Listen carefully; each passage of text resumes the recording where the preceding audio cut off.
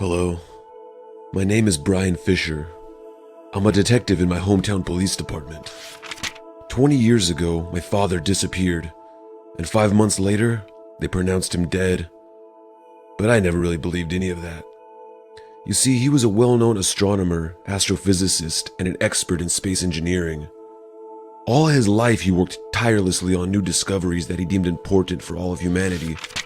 As I recall it, 2 weeks before his disappearance, at our normal nightly dinner, he seemed serious and distant, yet calm. Then suddenly he announced to me and my mother that long ago, he made the most important discovery of his lifetime, one that would affect all of the world. He wanted to make it public and announce it, but at the same time, he told us his discovery, whatever it was never destined to see the light of day. Then he stopped talking. Seemed like he knew that something was about to happen to him. At that moment, me and my mother could sense that something was gravely wrong. He just wasn't his usual optimistic self. 2 weeks later, he disappeared and never came back again. It was like he just vanished.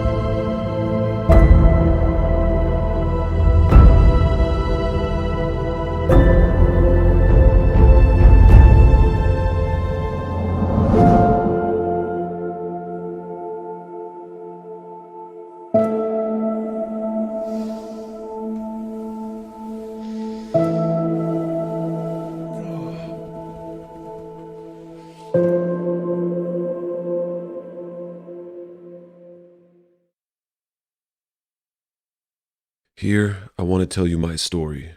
The strange story about my father's disappearance, his discovery, and about the man that came into my life wanting to steal my father's discovery and use it to rule the world. I know that one chapter is not really enough to give you the whole picture, but I have to start from somewhere. So let me begin. The night was cold but pleasant. I was walking through the park when somebody knocked me out, left me unconscious, and kidnapped me. Then, I woke up somewhere dark, somewhere locked, like a cage. It's so dark in here, I can't see anything.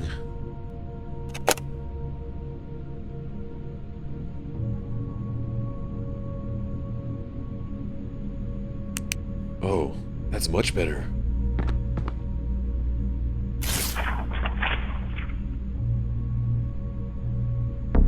Damn, the safe's locked.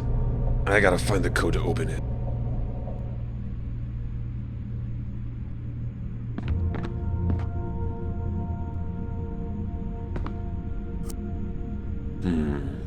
Such an old newspaper. An article about the disappearance of my father? I have to read it. It might help me learn more about what happened.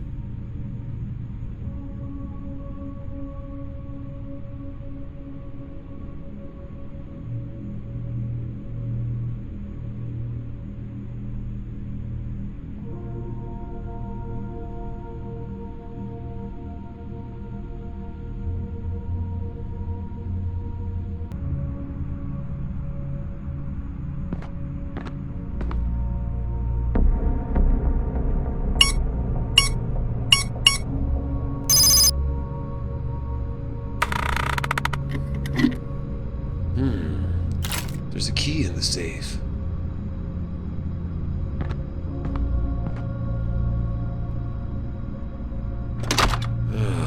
Door's locked, as expected.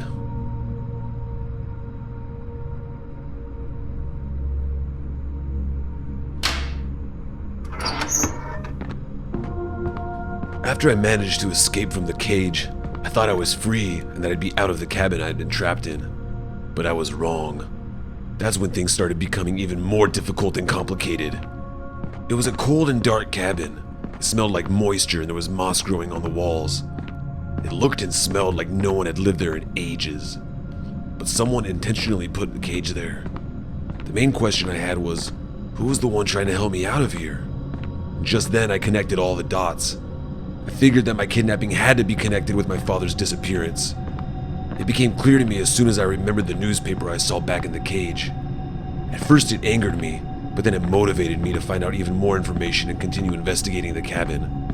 And so I kept looking for ways to get out, but also to look for new clues that might help me get closer to find out whoever was behind all this, and maybe more information about what happened to my father, a sign of hope.